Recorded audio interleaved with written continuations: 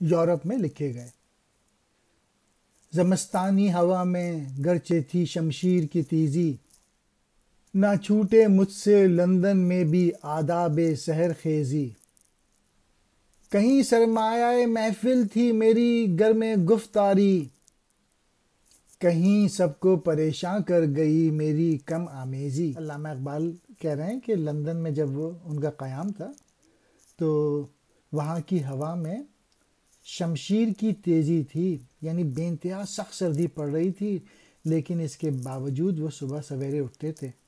اس شعر میں اقبال کی فطرت کے متعلق پتہ چلتا ہے کہ اقبال جو ہیں وہ کم گفتگو کرتے تھے، تو وہ کہہ رہے تھے کہ یہ محفل میں جب وہ گفتگو کرتے تھے تو ساری محفل کے لوگ ان کو سنا کرتے تھے، اور جب وہ خاموش ہو جایا کرتے تھے تو لوگ پریشان ہو جاتے تھے کہ یہ تو بہت کم باتیں کرتے ہیں۔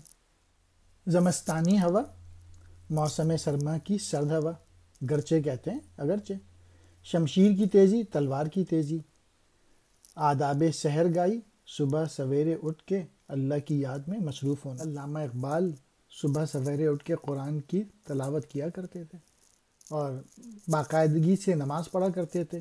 تو مین میسیج یہی ہے کہ صبح سویرے اٹھا کریں، چاہے سردی ہو چاہے گرمی ہو، اور نماز پڑھا کریں۔ زمام کارگر اگر مزدور کے ہاتھوں میں ہو پھر کیا، طریق کوہکن میں بھی وہی ہیلے ہیں پرویزی۔ جلال پادشاہی ہو کہ جمہوری تماشا ہو،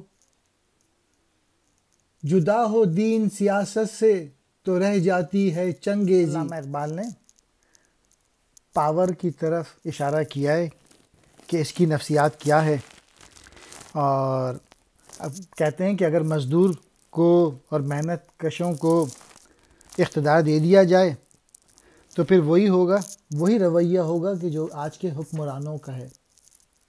علامہ اقبال نے موریلٹی کی طرف توجہ دلائی ہے کہ موریلٹی ختم ہو جاتی ہے اگر آپ صرف جمہوریت کی طرف چلے جائیں، اس لیے وہ چاہتے ہیں کہ فیتھ جو ہے، ریلیجن جو ہے وہ سیاست میں موجود رہے، کیونکہ فیتھ جو ہے وہ رائٹ اور رانگ کی تمیز کراتا ہے، اور اگر وہ ختم ہو جائے گا، سیاست اور دین کو اگر الگ الگ کر دیں گے تو پھر چنگیزی رہ جاتی ہے۔ چاہے بادشاہت کا روب ہو یا جاہ و جلال ہو یا عوامی حکومت کا ڈھونگ رچایا گیا ہو، اگر سیاست کو دین سے الگ کر دیا جائے گا تو پھر ظلم و ستم اور لوٹ مار رہ جاتی ہے۔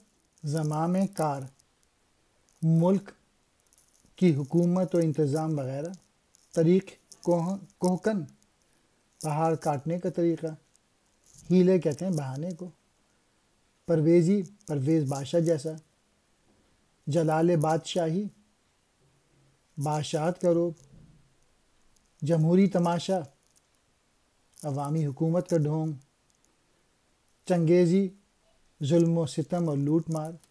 سواد رومات الکبریٰ میں دلی یاد آتی ہے، وہی عبرت، وہی عظمت، وہی شان دل آویزی۔ میسیج یہ ہے، علامہ اقبال نے کہا ہے کہ اٹلی میں بھی وہی چیزیں نظر آئیں جو کہ دلی میں تھیں، یعنی عروج اور زوال کی کہانیاں جو کہ دلی میں موجود ہے وہی روم میں اور اٹلی میں نظر آئیں ان کو، وہاں بھی کھنڈر موجود ہیں، اور دل آویزی یعنی دل لبھانے والی چیزیں بھی ان کو اٹلی میں نظر آئیں جو کہ دلی میں موجود ہیں۔